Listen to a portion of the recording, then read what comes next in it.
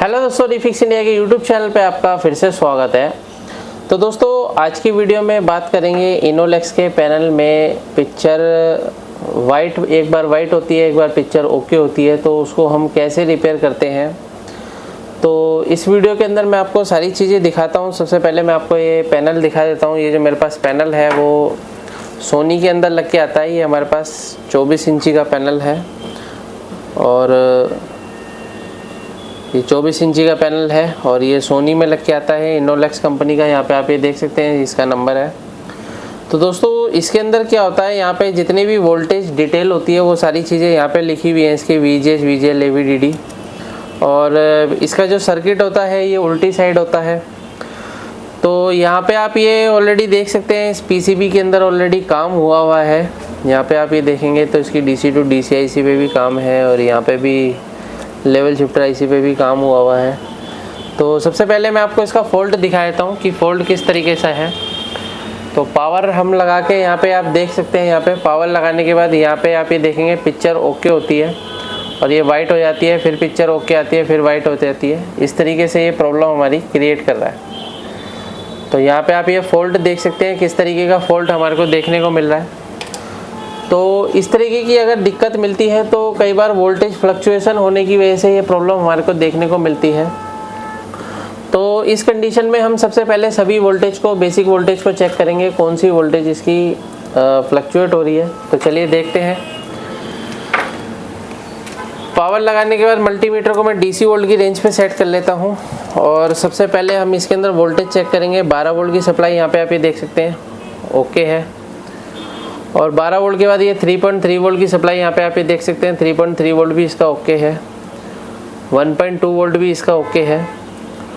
और अभी क्या है, इसकी हम बेसिक वोल्टेज अगर हम चेक करते हैं तो यहाँ पे अगर आप देखेंगे तो इसका AVDD वोल्टेज जो 17 वोल्ट की सप्लाई है वो भी बिल्कुल परफेक्ट है।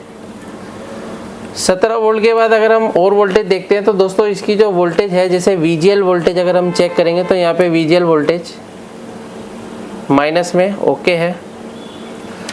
तो अभी क्या है, ऑलमोस्ट इसकी जो सारी वोल्टेज है वो ओके है। VGH, VGL, AVDD, VGH voltage भी मैं आपको दिखा देता हूँ। VGH वोल्टेज अभी हमने चेक नहीं करी है।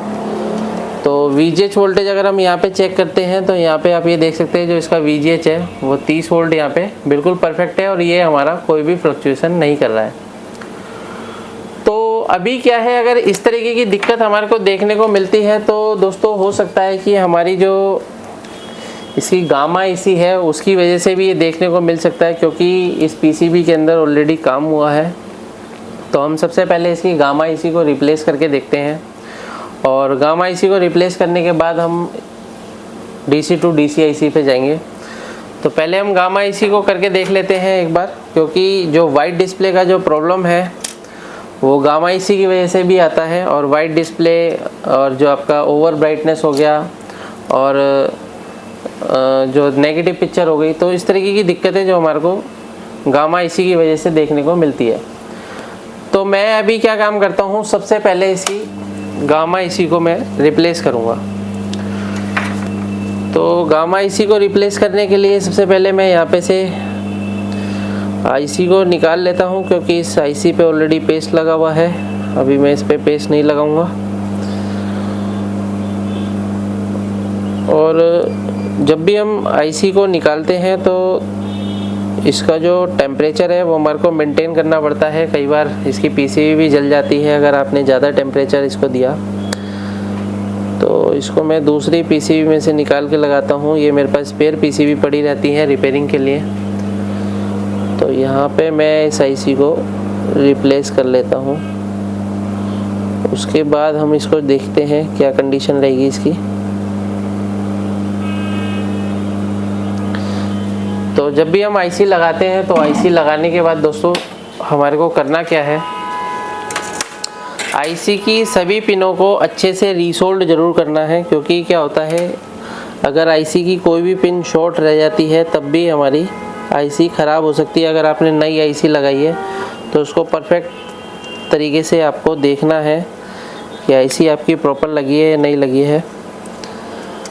तो यहाँ पे मैंने IC को लगा दिया है और अभी हमने इसको रीसोल्ड कर दिया है। रीसोल्ड करने के बाद अभी मैं इसको क्या काम करूँगा, क्लीन कर लेते हैं।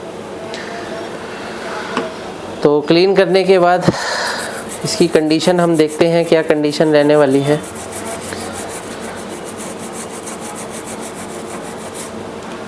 तो यहाँ पे हम क्या काम करेंगे, सबसे पहले जो भी हमने यहाँ पे थिनर लगाया है उसको हम सुखा लेते हैं।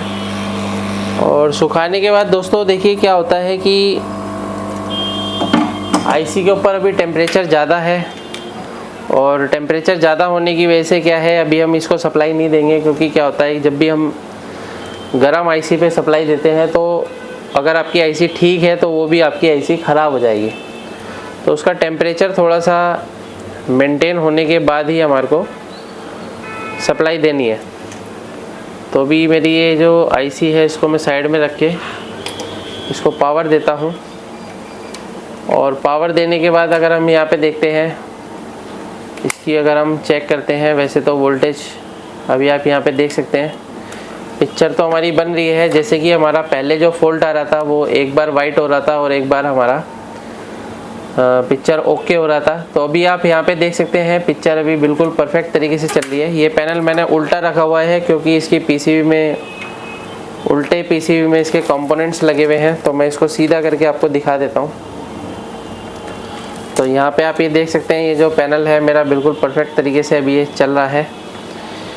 इसको हम थोड़ा सा क्लीन कर लेते हैं। पैनल को आप किसी भी थिनर वगैरह से भी क्लीन कर सकते हैं, कोई दिक्कत नहीं है। तो यहाँ पे अगर आप पैनल को देखेंगे तो पैनल बिल्कुल फर्स्ट क्लास तरीके से अभी हमारा चल रहा है। तो अभी हमारा पैनल कोई भी वाइट नहीं हो रहा है। पहले 1 सेकंड में वाइट हो रहा था और 1 सेकंड हमारा सही चल रहा था। तो ये हमारी गामा आईसी की वजह से ये दिक्कत आ रही थी। अभी हमारी गामा आईसी रिप्लेस करने के बाद 100% ओके हो चुका है। तो इस तरीके से पैनल भी आपके पास आते हैं रिपेयर होने के लिए। अगर आपको रिपेयर करने में प्रॉब्लम आती है तो आप हमारी ट्रेनिंग को ज्वाइन कर सकते हैं। अगर आपको वीडियो पसंद आए तो